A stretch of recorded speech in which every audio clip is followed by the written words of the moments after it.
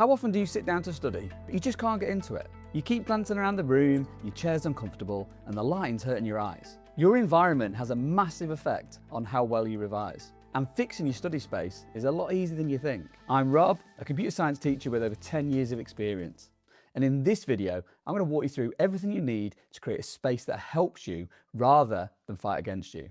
Here's what we're covering: how to get your lighting right, how to manage noise and distractions, what to think about with your desk and seating, how to stay organised, and how to make it work even in a small or shared space. So why does your study space matter so much? Your brain is easily influenced by what's around it. A cluttered, messy space sends signals that say, this isn't important, or let's do something else instead. A well-organised, comfortable space sends the opposite signal. It tells your brain, it's time to focus. Research from Princeton University found that physical clutter creates cognitive overload. This means mess actually makes it harder to think clearly. Think about it. Your environment directly affects three things: how well you can concentrate, how much information sticks, and how motivated you feel to start in the first place. Get your spaces right and studying gets easier. Let's start with lighting. This one makes a bigger difference than most people realise. Poor lighting can make you feel tired and give you a headache. Natural light is your best option. Set up near a window if you can, as sunlight boosts your mood and keeps you alert. If you're a bit more of a night owl and prefer studying in the evening, get a decent desk lamp with warm, adjustable light. Be sure to avoid harsh overhead bulbs.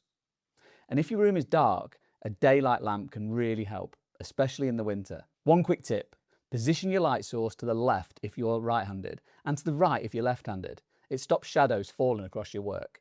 After lighting, you need to get a handle on noise levels. Some people need total silence. Others work better with a bit of background noise. Figure out which one is you. If you need quiet, noise-cancelling headphones or earplugs are brilliant for blocking out the world. If you prefer background sound, there are tons of white noise type apps that provide consistent, non-distracting audio that won't pull your attention away. And Save My Exams has launched Zen Zones, a free, lo-fi inspired digital revision space where you can choose the perfect sound to help you focus, no matter where you're studying. Sharing a space? Don't worry. You can still find your personal sound sweet spot. Set up a signal with a family, a sign on the door, or headphones in that clearly says, do not disturb. And now it's time to move on to your desk and seating. If you're uncomfortable, your focus will suffer. It's that simple. Your elbows should be at roughly 90 degrees while you're typing or writing, and your chair should support your back. Thankfully, you don't need expensive equipment. A cushion behind your back or books stacked under your laptop can work just as well. You might be someone who finds they concentrate better when they're standing. If you think this might be you, try raising your laptop on a pile of books before spending money on a standing desk. Your study space is starting to take shape, so let's take a quick breather, and if you're finding this useful, drop a like. It really helps more students like you find these videos. Now, a great study space needs great organisation. Nothing kills momentum like spending 10 minutes hunting for a pen. Keep your essentials within arm's reach: pens, highlighters, your calculator, a water bottle, and the notes you're working from. For storage, old jars work brilliantly for pens, and a tray keeps loose papers nice and tidy. If you have wall shelves, get your books up there. No need for alphabetical order, but stand them up so you can read the spines. Then they're easy to grab when you need them. Keep your digital files organised in folders too. Save My Exams organises all its revision notes, exam questions and flashcards by topic and exam board, so you always know exactly where to find what you need.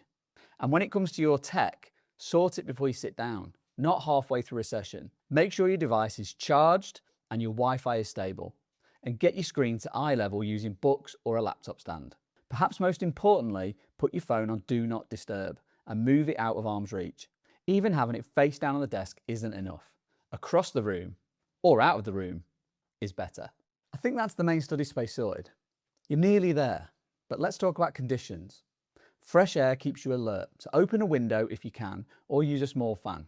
Temperature matters more than people expect. Research shows we concentrate best at around 20 to 22 degrees. Too warm and you'll feel sleepy, too cold and you'll feel restless. Not sure how comfortable you'll be?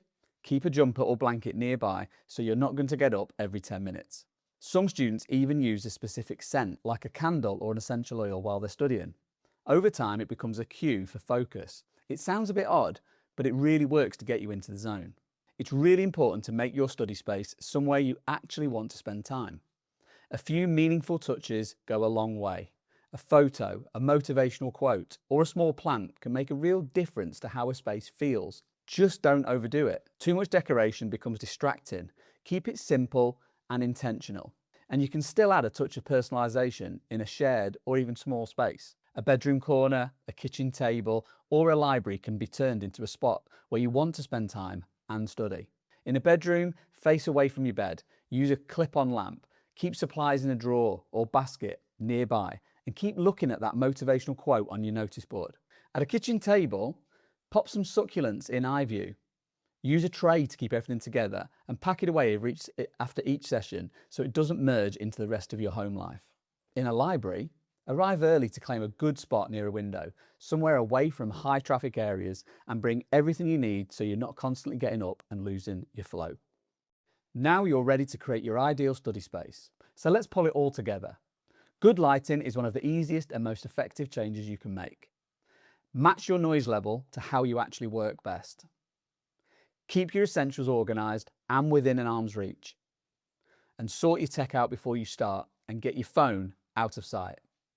Even a small space can be a great study space with a few adjustments. And to access revision notes, exam questions, flashcards, and past papers all in one place, head to Save My Exams. Everything's linked below. Now go make that study space yours. Set it up right, make it feel good, and give yourself the best shot at smashing your revision.